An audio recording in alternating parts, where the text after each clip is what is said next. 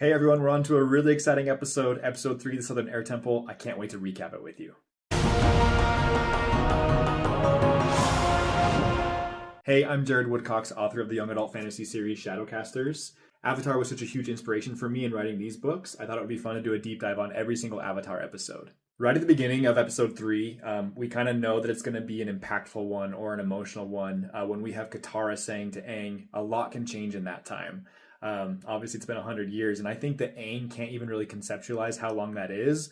Honestly, I don't think it's really dawned on him that he has been trapped in an iceberg for 100 years and the world is completely different. So, like, right off the bat, we can sense this angst that Sokka and Katara have about going to the Southern Air Temple and the truths they might find there, whereas Aang is still embodying childhood. He's excited. He's glad to be back home. And so there's just such a huge difference between how they're feeling about it, and that really jumps out at me. Obviously, in our parallel storyline with Zuko and Iroh, we get to meet Commander Zhao, which is a really cool moment. Obviously, we learn right away that Zuko is not super popular within the ranks of the Fire Nation here. We learn more about his exile. I love the interaction where Zuko's like trying to be all like tough still, and he's like, "Yes, uncle, tell him what happened." And obviously, like they're just kind of bouncing off each other, not knowing how to explain the damage to the ship because the ship is horribly damaged. Obviously, Zhao sees through it, and that makes this episode really cool that Zhao pretty much realizes that they have discovered something with the Avatar. They have made progress, and that's obviously going to spell a lot for what happens shortly. One thing I want to say about, again, this parallel storyline is I love how we have Zuko and Iroh, and then we have, obviously, Team Avatar, or Aang, Sokka, Katara, for now working together. That's really something I've tried to encapsulate in my Shadowcasters books. It is multi-POV, and I love that you have, like, different storylines happening together that ultimately will converge, and that's my really big plan with Shadowcasters. I think if you give it a chance and read it, you'll find it's a cool piece. I have the main characters, Kaito, Sumi, and Nigel, that are out on this mission kind of in the broader world, but especially in Book 2, we have this other storyline that's really developing in Central, the main town, where Master Toshio is trying to uncover a traitor within the ranks of the Legion of Shadowcasters. So again, I love a lot of books and shows that have these multi-POVs, these different storylines that converge. So that's really what I'm going for in Shadowcasters as well. Of course, it's so funny in this episode to see Sokka's obsession with food. We get Iroh's obsession with tea. Just little tiny character traits that are like meaningful, even though they're small. And obviously, I'm skipping ahead a little bit here, but at the very end of the episode where Iroh compliments Commander Zhao's tea, and then, of course, Zuko is asking him like if he was really serious about the compliment he gave Zuko. But Iroh, obviously, he's probably kind of pulling Zuko's leg. But he says, "Yeah, obviously, ginseng tea is my favorite. I've told you that." Like, just so funny to see that aspect of Uncle Iroh's character. Did you really mean that, Uncle? Of course. I told you ginseng tea is my favorite. Another big thing here is we really see the ruthless nature of the Fire Nation, and they really portray that in two awesome ways, right? We see it at the Southern Air Temple, but then we see it in the interactions with Zuko and with Commander Zhao, that it's like, yeah, the Fire Nation has been ruthless for a long time now, both in how they wanted to decimate the air nomads to try to find the Avatar, and in how they're trying to rule with an iron fist now. So that's a good kind of side-by-side thing we see in this episode. At the same time, like, I love when we get to the Southern Air Temple, and again, Sokka and Katara are trying to warn Aang, like, hey, like, be careful. You don't know what you're going to find here. Like, no one's seen an airbender in a lot of years. And Aang's just still sort of in denial, right? He's like, oh, no, they could be here. They might have escaped. It's hard for you to understand. And really, this just goes back to Aang still having this childlike view of life and not being able to accept that, like, his people are gone up until this episode. Going back to the interactions with Zuko and with Commander Zhao, I love that we have Zuko here who says, hey, if my father, if the Fire Lord thinks the world will follow him willingly, he's a fool. And we learn so much here about, like, both the Fire Lord and Zuko. Obviously, Zuko's not afraid to speak out against his dad. Obviously, Zuko has seen more of the world, and he realizes that people are terrified of the Fire Nation and don't love the Fire Lord, obviously. This is explored even more in the series, and I love this initial introduction to it. And then also we have Zhao trying to, like, get under his skin or get the details about, like, okay, well, did you find anything about the Avatar? Have you found something? Obviously, the damage to his ship is super suspicious. And ultimately, Zhao interrogates the crew. They reveal that, they did find the Avatar. He then mocks Zuko for losing to, like, a child. And then we get this Agni Kai, which is super cool. It's that battle between Commander Zhao and Zuko. And I'll be honest, I didn't remember whether Zuko or Commander Zhao won this one. I was like, wait a minute, how does this one end again? Of course, I remembered it once it happened. It's a pretty cool battle. I honestly think they could have done more with it. And I like how you have, like, Iroh reminding him to remember his basics, to break his root. Remember your firebending basics, Prince Zuko. They are your greatest weapons. And then, it's super cool how ultimately Zuko triumphs, again, showing that, like, yeah, he's young, but, like, he's not a novice. Like, sure, he has his rough edges and he doesn't always listen to Iroh's teachings, but, like, he beats Commander Zhao here, which is super cool.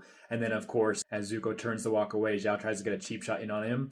And it's funny because, like, I remember this scene watching it now, and so maybe, like, subconsciously influenced a scene in Shadowcasters, but I have a scene in Shadowcasters book 2 where there's a part where a character, kind of an antagonizing character, takes a cheap shot that way, and I was like, this kind of reminds me of something that happens in Shadowcasters book 2. So I think subconsciously maybe I had this episode in my mind when I was writing that part of the book.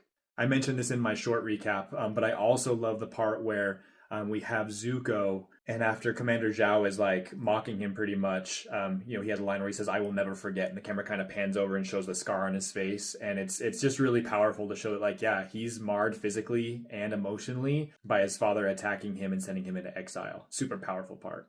Getting back into Aang and Sokka Katara at the Southern Air Temple, I really liked the part where Sokka finds the Fire Nation helmet and they want Aang to come over and see it, but then Katara makes the snowfall on it to hide it. And as Aang walks away, Sokka tells Katara, "Hey, you can't protect him forever." And she basically says, "Well, for him, I can. Like, he'll be devastated if he knows the truth." And I really loved this part because it shows, like, Katara has this motherly instinct and she just wants to protect Aang from a difficult truth so much. She doesn't want to see him sad or see him in pain. But obviously, like, we know that Sokka's right. Like, Aang can't continue to hide from the truth. Like, he has to know how ruthless the Fire Nation is, and he has to know the true state of the world. Katara, firebenders were here. You can't pretend they weren't. I can for Aang's sake. I kind of wish they would have played on this a little bit more and shown a little bit more of Katara's protective nature and showed that she didn't want Aang to discover the truth, even though it was inevitable with them being at the Southern Air Temple. I feel like if they had played that up a little bit more, it would have been even more emotional when she, like, runs to his side and has to calm him down when he goes into the Avatar state. Speaking of that, I love in this episode too that we get to see a little bit more about the Avatar cycle. We learn that the Avatar is reborn to a different nation each time. We learn that, like, the Avatar is made up of all these different past lives. Aang mysteriously knows the name of Roku, the previous Avatar. All really cool stuff. And then, kind of like in the previous episode, it's cool when we get to see Aang go into the Avatar state again. Obviously, this one is triggered by something extremely sad. He sees the skeleton of Gyatso there, his former teacher. And just a side note, like, I really love the flashbacks with Gyatso. Gyatso is such a delight, and you can see where Aang got a lot of his qualities. And I know we'll explore a little bit more of Gyatso in future episodes, but just the fact that we get to see Aang, like, he sees the Fire Nation troops there, or, like, the bodies there. He sees dead Gyatso, and all of a sudden it's like, whoa, all of his denial about, like, maybe they escaped, or maybe things aren't as bad as Sokka and Katara are saying, like, that all is out the window. And he has to come to terms with, like, yeah, he's been gone for 100 years. The world he thought he knew, that's not what it is anymore. And so he, for lack of a better term, he loses his mind, so to speak, or he gets, flooded with these emotions, goes into the Avatar state. And then it's also super, super meaningful that Katara is the one that obviously comforts him, brings him back down, helps him to snap out of it, so to speak. And that's obviously going to be like a recurring thing, that Katara has this influence on Aang, that she can help him to do that. And he really relies on her for that comfort. Once again, as he comes out of the Avatar state, he's, like, exhausted, which is kind of different from the first episode, right? Because in the first episode, he was in the Avatar state, he was battling, he was fighting, kind of made sense. But this one is more of an emotional exhaustion, I'm sure, and the weight of coming to terms with this hard reality combined with being in the Avatar state because of it. It's super powerful, and I feel like it opens a really cool door to what's ahead for Aang as he figures out more about the Avatar state and what he can do with it. Of course, awesome that Momo gets introduced. Love Momo. Hilarious that, it kind of looks like it's going to be a Fire Nation soldier with the shadow that ends up being a lemur. Hilarious that Sokka wants to eat it, like typical Sokka. And I love that we now have another animal companion for Aang, who obviously loves animals. And it's cool that Momo at the end, like, goes and gathers food for Sokka. So it's like, see, Sokka, like, don't step over $1 to pick up a dime. Like, instead of just, like, eating Momo for food, Aang is teaching you that you can use this creature to help you gather other food that you can eat. So very cool. I love Momo, obviously. So excited to have Momo in the episodes moving forward. Couple last random thoughts before I do the ranking. Airbenders are, like, just so powerful. Like, I forget sometimes, like, how Aang just can, like, jump off the side of the mountain and, like, bend the air to make sure he doesn't fall. Like, there's a lot of cool things they can do that you're almost like, how did all those air nomads really get destroyed? Like, obviously every single element has its pros and cons. It's all about balance, but airbenders, man, they just have really cool stuff they can do. And then going back to Commander Zhao and Zuko, I like how Commander Zhao tells him, like, hey, you're just a banished prince, you're no match for me. And, like, we really get a good sense of, like, the disdain that the others in the Fire Nation have for Zuko, and yet Zuko is still clinging to this thought that, like, no, he will welcome me back with honor, like, I just have to prove myself. So we kind of see, like, again, I've talked a lot about juxtaposition in these recaps. We see kind of the delusion of Aang of, like, oh, there could be more airbenders. I don't want to accept how the world is. And that's next to the delusion of Zuko that, oh, my dad will have me back. Like, he really truly cares about me. And like, he just wants me to prove myself by finding the Avatar. There's so many parallels between Aang and Zuko, and this is just one of them that's explored here really early. And so I loved everything about the interaction with Zuko and with Commander Zhao. It really sets a cool tone for the rest of the series. And it goes a long way in helping us understand, like, why is Zuko so worried about finding the Avatar? Why is he so obsessed? What's his objective? All that. Okay, so ranking this one, I might regret this. I know we're only 3 episodes in, but I just don't have any issues with this episode. It's so good. I love that we have Aang, like, finally coming to terms with, I really am the last airbender. I mean, that's in the title of the show, right? And so Aang is actually realizing that, you know, his people are gone. It's up to him to bring balance to the world.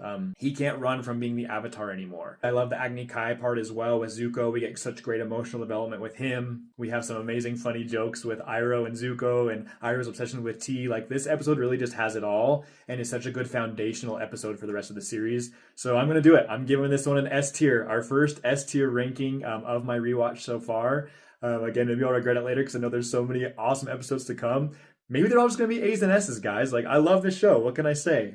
That's it. I know there's going to be some B's and C's because I do remember some pretty clearly that fall in that category. But we're having our first S tier, maybe the first of many. Really love this episode. I'm excited for what's ahead in episode 4, The Warriors of Kyoshi. If you're enjoying these recap videos, make sure that you're checking them out on either Substack or YouTube or on my Instagram or TikTok. Also, if you'd like to support some of the work that I'm doing, like I said at the beginning, I am the author of the Shadowcasters series. You can check out my books on Amazon, at Barnes & Noble, or there's a link in my social media bios where you can request signed copies directly from me. If you put in the notes there anything that you found me through the Avatar Rewatch, I'll be happy to put an Avatar quote in the books as well. But yeah, hope you're enjoying these, and I'm excited to keep doing them.